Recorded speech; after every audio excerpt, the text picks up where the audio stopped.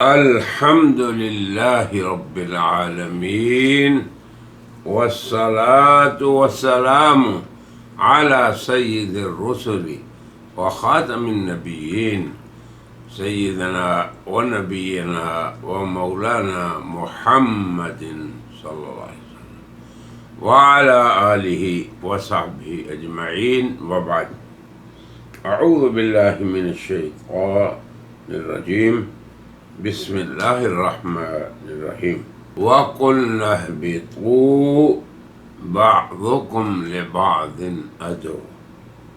وقال تعالى: قُلْنَا اهْبِطُوا مِنْهَا جَمِيعًا فَإِمَّا يَأْتِيَنَّكُمْ مِنِّي هُدًى فَمَنْ تَبِعَ هُدَايَ فَلَا خَوْفٌ عَلَيْهِمْ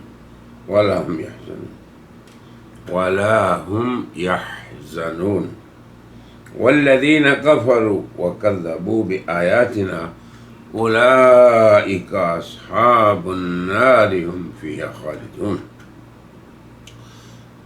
سامعین و ناظرین، سورہ بقرہ اور پہلے پارہ الف لام میم کا پہلا جو ربع ہے، آخری حصہ اس کا،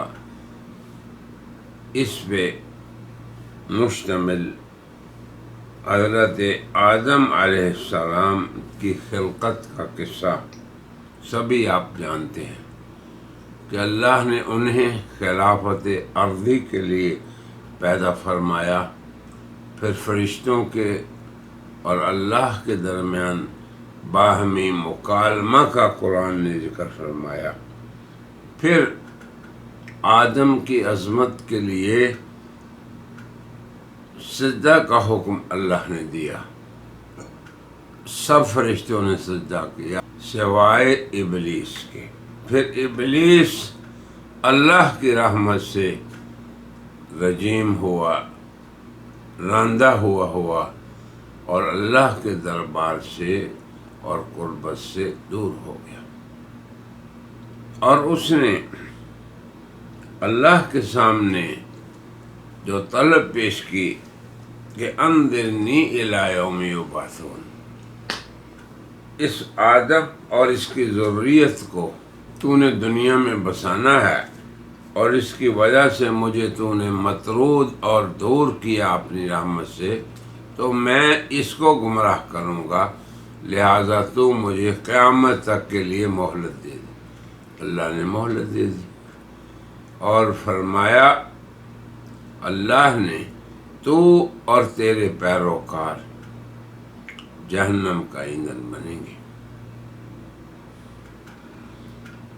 اور آدم کی دشمنی روز اول سے اس کے دل میں بیٹھ گئی، تو وہ اور اس کی ذریت بنی آدم کے کھلے دشمن ہو گئے، بلکہ آغاز ہی وہی عالم علوی سے اس نے کر دیا، اور اذلہم الشیطان، اس سے ہم نے آج آغاز کیا ہے گفتگو کا، اس آیت سے، کہ جب اس نے آدم اور حوا کو اذلہما پھسلا دیا، بہکا دیا، اور وہ اس کی قسموں کے بہکاوے میں آ گئے، وقاسمہما، قسمیں کھائیں، انی لکما، کہ میں تم دونوں کے لیے لمن الناصحین، ضرور برضرور نصیحت کرنے والا ہوں، خیر خواہ ہوں، اور تمہیں چاہتا ہوں کہ تم ہمیشہ اسی جنت میں رہو، لہذا اس درخت کے قریب چلے جاؤ جس کے قرب سے اللہ نے تمہیں منع کیا۔ دیکھیں، یہ شیطان کی قید، مکر اور فریب کو، اس میں بھی حکمت ہے بنی آدم کے لیے کہ ان کید الشیطان، کہ شیطان کی تدبیر اور اس کے پیچ اور داؤ انہیں تمہیں سمجھنا ہوگا۔ یہ ہے اس میں درس عبرت۔ اور حضرت آدم علیہ السلام سے جو خطا سرزد ہوئی اسے مفسرین نے اجتہادی لغزش کہا۔ رحمان کی رحمت دیکھیے کہ خود ہی حضرت آدم کو کلمات ایسے سکھا دیے کہ انہیں پھر اللہ سے معافی تلافی ان کی ہو جائے، اور وہ کلمات کہلوا دیے آدم سے، ربنا ظلمنا انفسنا۔ تو بنی آدم کو جب شیطان بہکاوے آدم اور اس کی ذریت سمجھ جائے کہ وہ مکار ہے، غدار ہے، اور جب اس کی جہاں اس سے داؤ لگے گا وہ آئے گا، آگے سے، پیچھے سے، دائیں سے، بائیں سے، اوپر سے، نیچے سے۔ حضور نے فرمایا کہ انسان کے اندر جیسے اس کا خون چلتا ہے ایسے شیطان چلتا ہے۔ یہ اللہ کی آزمائش ہے، حکمت ہے اس کی۔ اگر اللہ نے شر اور خیر کو پیدا کیا، اللہ نے شیطان اور انبیاء کے وجود کو دنیا میں اللہ لایا، تو اس میں بھی حکمت ہے، آزمائش ہے، اور روز اول سے شروع۔ اب یہاں پہ آج ہم دو چیزوں پہ تھوڑا سا تأمل کریں گے کہ اس آیت میں جہاں پہ شیطان کے پھسلاوے کا ذکر ہے، اس کے آخر میں فرمایا وَقُلْنَا اهْبِطُوا، کہ تم اب اتر جاؤ، اور پھر جہاں پہ معافی کا ذکر ہے اور اللہ کے تواب ہونے کا، رحیم ہونے کا، پھر فرمایا قُلْنَا اهْبِطُوا، تم اتر جاؤ۔ تو یہ اہبطوا دو بار یہاں آیا ہے، اور یہ قابل غور ہے، اور آج اس پہ ہم بات کریں گے۔ تو پہلی بار اہبطوا سورہ بقرہ کی آیت نمبر 36 کے آخر میں آیا، جہاں پہ شیطان کے بہکاوے کا ذکر ہے، اور آدم اور حوا دونوں کے جنت سے نکلنے کا ذکر ہے۔ تو یہ اہبطوا، اس کے بعد فرمایا بعضکم لبعض عدو، تم باہم ایک دوسرے کے دشمن ہو۔ عالم علوی سے آدم و حوا اور ابلیس سبھی نکل گئے، اور دشمنی بھی سبھی کی برابر رہے گی قیامت تک، اور یہی آزمائش ہے۔ بس یہ کارخانہ ہستی برائے آزمائش، یہی حکمت ہے باری کی۔ اللہ کو کیا آپ کی اطاعت اور نافرمانی سے، نہ طاعت سے فائدہ نہ نافرمانی سے نقصان، تمہاری ہی آزمائش ہے اے بنی آدم، اے انسان، حضرت انسان، تو اس فلسفے کو سمجھ جا۔ المہم، تو پہلی دفعہ اللہ نے فرمایا اہبطوا، اتر جاؤ، اس کے بعد فرمایا تم بعض کے دشمن ہو، باہم دشمنی تمہاری۔ تو یہ جو اہبطوا ہے، مفسرین نے لکھا ہے کہ یہ عتاب ہے۔ دوسرے لفظوں میں آپ اردو میں اسے سزا برائے لغزش یہ بھی کہہ سکتے ہیں۔ اسی لیے اس کے بعد یہ فرمایا کہ تم باہم دشمن رہو گے۔ پھر دوسری دفعہ کیا کہاں اہبطوا فرمایا؟ کب؟ اس آیت میں جہاں یہ ذکر ہوا تلقى آدم نے سیکھ لیے اللہ سے کلمات معافی، فتاب علیہ، اللہ نے ان کی طرف رجوع کر لیا۔ یاد رکھیں توبہ کا لفظ اللہ کے لیے بھی آتا ہے، انسانوں کے لیے بھی۔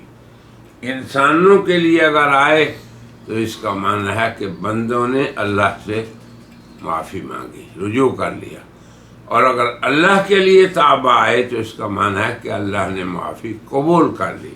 تو گویا آدم کی معافی، رجوع قبول ہو گیا، اللہ ہی نے تو یہ کلمات سکھائے تھے، اور پھر فرمایا کہ اللہ تواب ہے۔ اب لفظ تواب کے بھی معنی سمجھ لیں کہ یہ اللہ کی صفت ہے کہ اللہ تواب ہیں، بہت زیادہ اپنے بندوں کی طرف رجوع کرنے والے ہیں، ہر حال میں ان کی توبہ کو سننے والے ہیں.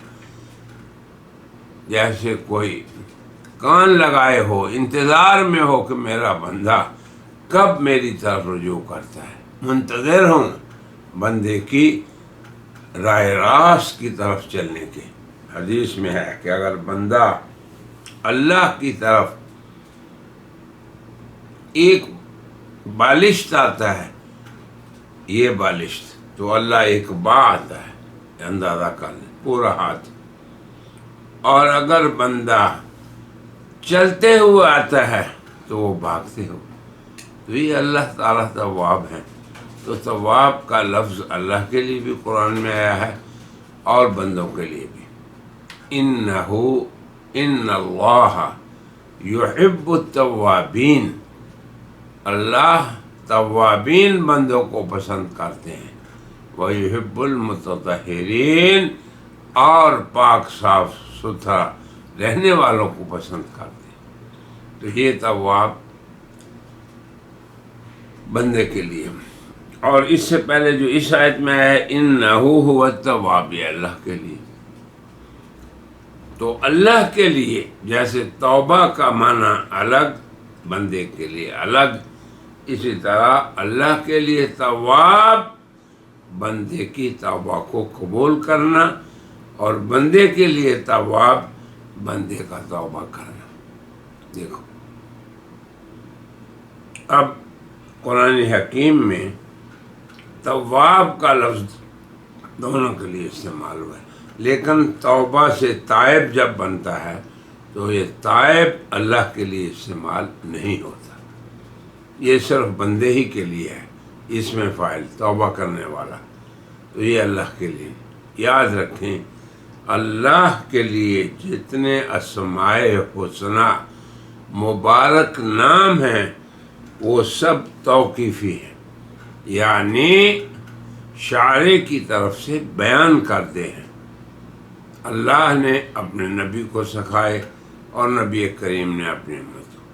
تو چونکہ تواب کا لفظ قرآن میں اللہ اور بندے دونوں کے لیے اپنے اپنے معنی میں استعمال ہوا ہے، مگر تائب کا لفظ نہیں اللہ کے لیے آیا. تو تواب اور توبہ میں، تائب میں یہ فرق بھی سمجھنا چاہیے.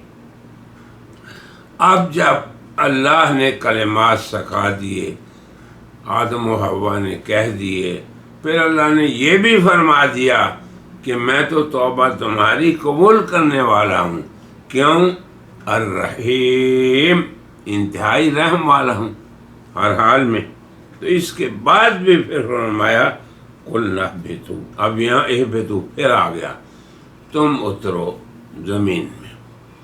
تو اس پہ اہل تفسیر نے لکھا ہے کہ پہلا اترنے کا حکم یہ عتاب تھی، برائے عتاب، اس لیے اس کے بعد فرمایا بعضکم لبعض عدو، تمہاری یہ دشمنیاں جاری رہیں گی.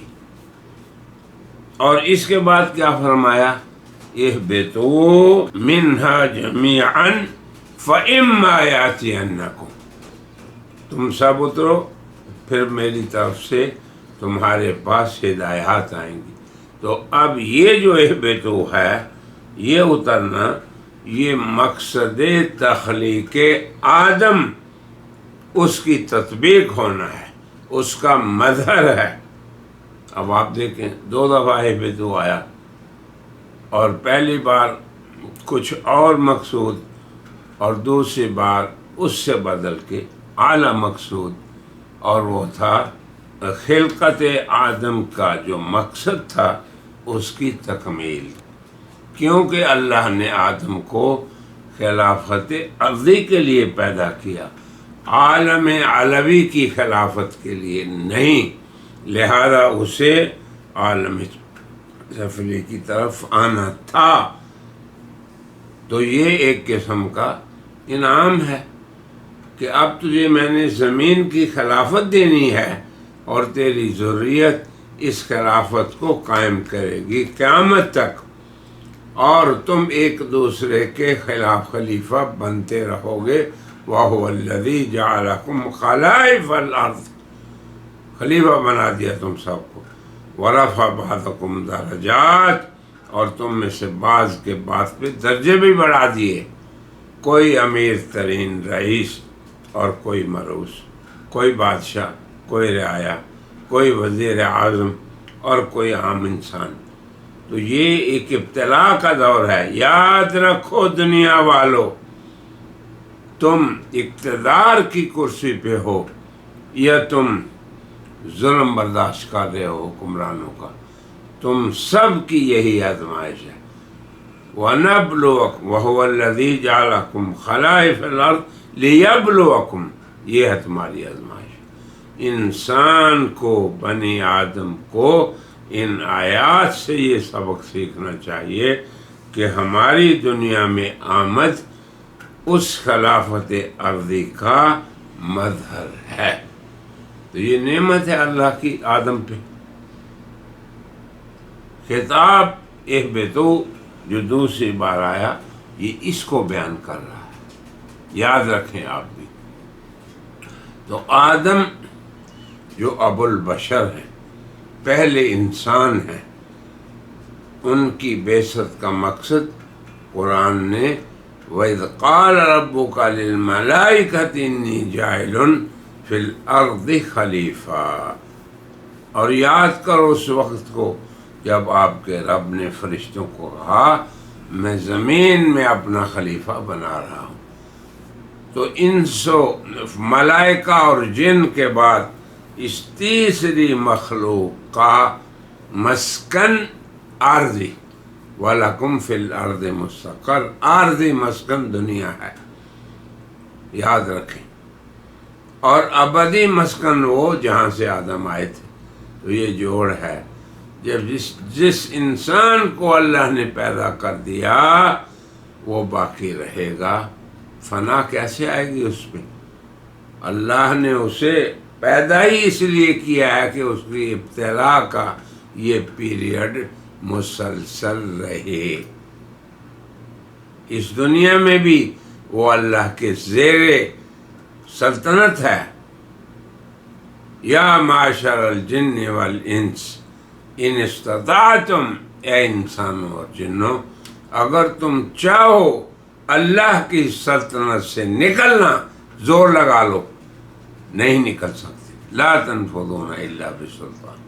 تو اب سمجھ لو اپنے خالق کو جس نے تمہیں زمین کی خلافت دی. تو اب یہ خلافت ارضی بغیر زمین پہ آئے ہوئے پوری نہیں ہو سکتی تھی. اسی لیے دوسری دفعہ جو اہبطوا فرمایا اترو، اس کے بعد دیکھیں کیا فرمایا. فَإِمَّا يَأْتِيَنَّكُمْ، اب تمہارے پاس میری طرف سے ہدایت کا سلسلہ آئے گا، تعلیمات ربانی آئیں گی، ہدایات رحمان آتی رہیں گی. کس صورت میں؟ رسولوں کی شکل میں، کتابوں کی شکل میں. اور وہ رسول دلائل، معجزات اور اپنی حقانیت کی اسناد اپنے ساتھ لے کے آئیں گے. سلطان مبین ان کے ساتھ ہوگا، اللہ کی معیت نصرت ان کے ساتھ ہوگی. تو اب حق اور باطل ہر دور میں واضح رہے گا. آج بھی ہے، قیامت تک رہے گا. کون انسان ہے جو نہیں جانتا کہ یہ حق ہے، یہ باطل ہے، یہ جائز ہے، یہ ناجائز ہے، یہ اللہ کی خلافت کے مطابق ہے اور یہ نہیں ہے. مکر اور دجل کرتا ہے انسان کہ وہ کہے مجھے علم نہیں.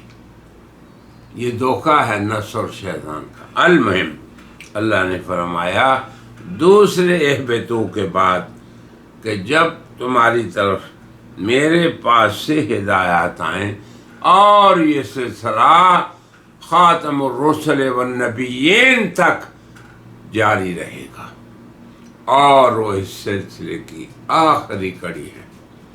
اور وہی ذات ہے جن کے لیے اللہ نے تمام انبیاء اور رسل سے عالم ارواح میں پختہ وعدہ لیا تھا کہ وہ تم سب کی تصدیق کریں گے اور تم سب اس پہ ایمان لانے اور اس کی نصرت کرنے کا میرے ساتھ وعدہ کرو۔ تو آپ دیکھ لیں، یہ ہے پورے نظام عالم کا خلاصہ، خلقت سے آخر قیامت تک، جو ہم نے آپ کے سامنے رکھ دیا۔ پھر اللہ نے فرمایا فمن تبع ہدایا، جو ربانی تعلیمات کا پیروکار ہوگا، کیا ملے گا اس کو؟ اس دنیا ہی میں وہ سمجھے گا کہ جیسے وہ جنت میں ہے۔ اب آپ دیکھیں، فلا خوف علیہم، یہ انعام ہے۔ کیا انعام ہے؟ اللہ کی ہدایات کی پیروی کا۔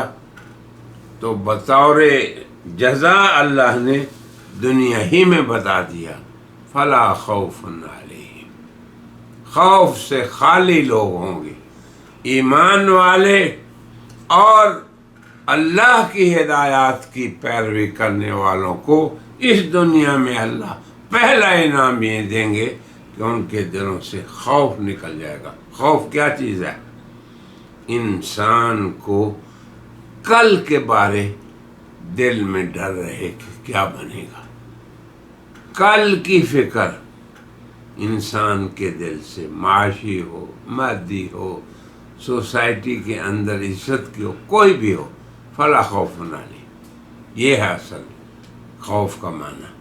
مستقبل کے بارے میں انسان ڈرے، یہ اللہ تعالیٰ اگر کسی انسان کے دل سے نکال دے تو یہ اتنی بڑی نعمت ہے کہ آپ میں سے اے انسانوں، میں پوری دنیا کے انسانوں سے مخاطب ہوں، ہر انسان اپنے بارے میں سوچتا ہے کہ اگر اس کے اندر سے کل کا خوف نکل جائے تو اس سے مطمئن انسان کو دنیا میں نہیں، مگر اس کے لیے شرط ایک ہی ہے، اللہ کی اور آسمانی ہدایات کی پیروی۔ تو یہ اللہ نے روز اول ہی انسانوں کو سمجھا دیا، آدم اور حوا اور ابلیس کو بتا دیا، قرآن یہ بتا رہا ہے، اور یہی آج بھی اللہ کی سنت ہے، قیامت تک یہی رہے گی۔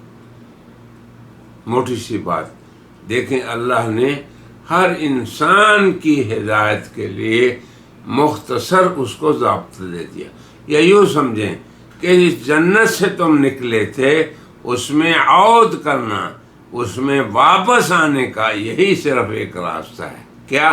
فمن تبع ہدایا، کہ جو میری ہدایت کی پیروی کرے گا، اور وہ ہدایت اللہ ہر دور میں ہر دور کے نبی کے ذریعے پہنچاتا رہا، حتیٰ کہ سید الرسل اور رحمت للعالمین جو پورے عالمین کے نبی ہیں وہ آگے، اور خاتم الکتب جو تمام کتابوں کی خاتم ہے، تو حضرت خاتم النبیین، خاتم الکتب اور خاتم الشرائع کے ساتھ قیامت تک کے لیے مبعوث ہیں۔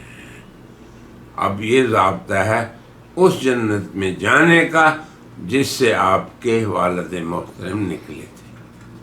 تو یہ ہے خلافت ارضی کے نظام کی اقامت، لہذا آدم کا اس دنیا میں آنا ٹھہر چکا تھا، اور یہ آدم کی تکریم ہے۔ یاد رکھو اے انسانوں، وَلَقَدْ كَرَّمْنَا بَنِي آدم، ہم نے تکریم کی کہ تم اس زمین کا خلیفہ بنا دیا، مالک بنا دیا، وارث بنا دیا، اور اللہ جس کی حقیقی بادشاہت اور سلطنت ہے، اور آسمانوں کا پہلے اللہ ذکر کرتا ہے پھر زمین کا، وہ تمہیں تمہارا نگران ہے۔ وَكَفَى بِاللَّهِ وَكِيلًا وَكَفَى بِاللَّهِ شَهِيدًا وَكَفَى بِاللَّهِ حَسِيبًا، اللہ کافی نگہبان ہے، وہ کافی نگران ہے، اور وہ کافی حساب لینے والا ہے۔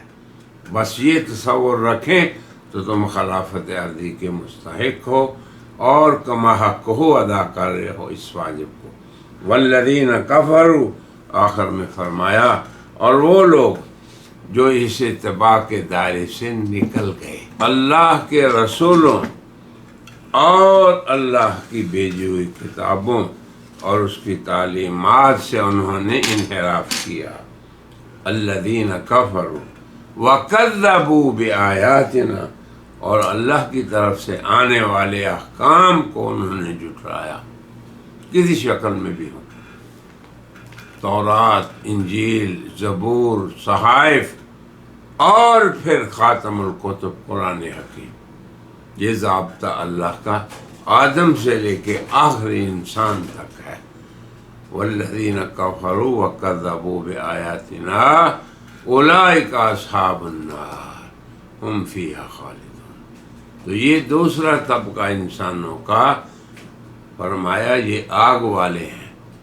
وہ باغات والے من تبع ہدایا، یہ ایک ہی کلمہ یاد رکھیں کہ اللہ کی طرف اللہ کا ارشاد ہے میری ہدایت کا پیروکار ہمیشہ کے نعمتوں میں، اور میری ہدایات کا منکر اور تکذیب کرنے والا آگ والے ہیں اور ان میں وہ ہمیشہ رہیں گے.